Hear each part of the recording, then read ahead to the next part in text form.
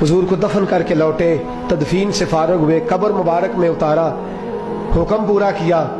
कहते हैं वापस आए तो जनाब अनस से सैयदा फातिमा कहने लगी, अनस तूने भी मेरे रसूल पे मिट्टी डाली है? अनस तेरी जुर्रत हो गई थी?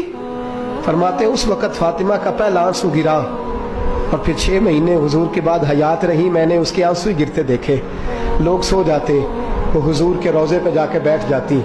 कहते मैं समझाता बहलाता, लेकिन फातिमा कहती अली सब्र अपनी जगह, करम अपनी जगह। और मैं तुझे क्या बताऊं, बहन भाई पहले सारे चले गए, वालदा पहले छोड़ गई, अब हुजूर अलैहिस्सलाम ने भी पर्दा डाल लिया है, मुझे चार और जानिब कुछ दिखाई नहीं देता। कहते 6वां महीना था हुजूर के विसाल को। एक दिन मुस्कुराती हुई फातिमा घर आई रोजे से रात को बच्चों के साथ, तो शेर खुदा कहने लगे, मैंने कहा फातिमा बड़े दिनों के बाद मुस्कुराते देखा, क्या बात है? तो कहने लगी अली आज मेरी आंख लग गई थी, मुझे हुजूर ख्वाब में मिले हैं। तो मुझे हुजूर ने कहा तू रोती क्यों है? तो मैंने कहा महबूबा मेरा दिल नहीं लगता। तो फरमाया बेटी तैयारी कर, तू मेरे पास आने वाली है।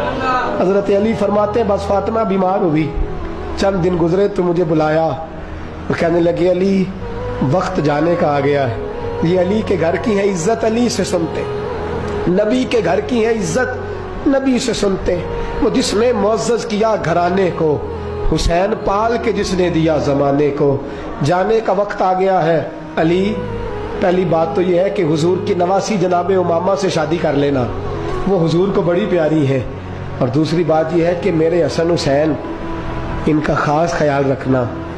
और तीसरे लफ्ज़ कहे तो हजरत अली तड़प के रोए, कहने लगी मैंने वक्त गुजारा है, आपकी हुकूक मेरी जिम्मेदारी थे, मैं इंसान थी भूल जाती थी, अगर मुझसे कहीं कोई कमी रह गई हो तो मुझे रज़ाए इलाही से दरगुजर करना, कहीं मैं हुजूर के सामने जाके शर्मिंदा ना हो जाऊं। शेर खुदा करम अल्लाह ताला वजहुल करीम फरमाते हैं मैंने हाथ थामा और मैंने कहा फातिमा अली का बड़ा मर्तबा था, पर जो तेरी निस्बत से कमाल था वो तेरा ही था।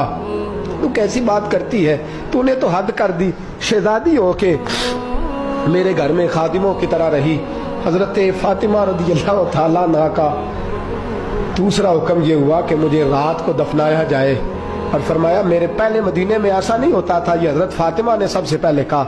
फरमाया मेरी चारपाई के साथ लगा के ना शाखें, चारपाई के साथ तो ऊपर ला के उन्हें ऊपर से बांध देना और उन शाखों के ऊपर एक कपड़ा डालना, मेरे कफन पर भी किसी की नजर न पड़ जाए।